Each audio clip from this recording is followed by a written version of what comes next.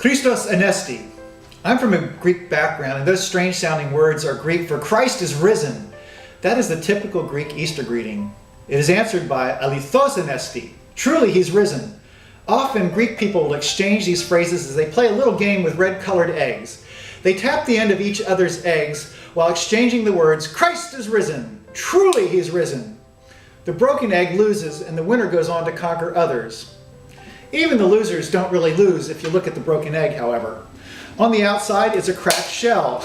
It is broken like the body of Jesus on the cross. And of course it's covered in red, just as Jesus was covered in red.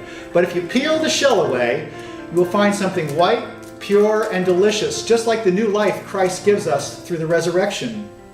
That word, resurrection, quite literally means to stand again. When Christ was raised, he not only got his new life, he was put back on his feet to stand again, to stand for God's kingdom and power in the face of the death all around him. Our passage from Romans tells us that we can share in Christ's resurrection. We can have new life, but we can also stand again. When the early disciples experienced the resurrection, they too were able to stand again. The women at the tomb were able to stand again against their disappointment. Followers on the road to Emmaus were able to stand again against their disillusionment. Peter was able to stand again against the weakness he displayed in denying Christ. Paul was able to stand against the threat of death in his life. This Easter, what is God raising you to your feet for? Perhaps you're facing a real physical threat in your life or in the life of another. He wants to raise you up so you can stand against the seeming finality of death.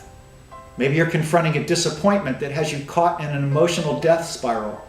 Jesus wants to raise you up so you can stand again against this thing that would consume you and ruin your life. Maybe you face a great injustice at home, at work, in your community. Jesus wants to raise you up so that you can stand with courage for God's ways. Now, this is not just an inspirational pep talk to encourage you to try again. This is a promise from God himself that he will give you resurrection power the moment you give in to him. The moment you fall on your knees to receive what only Jesus can give, God will raise you up to a new life of standing again. So, where do you need to stand again? Christ is risen.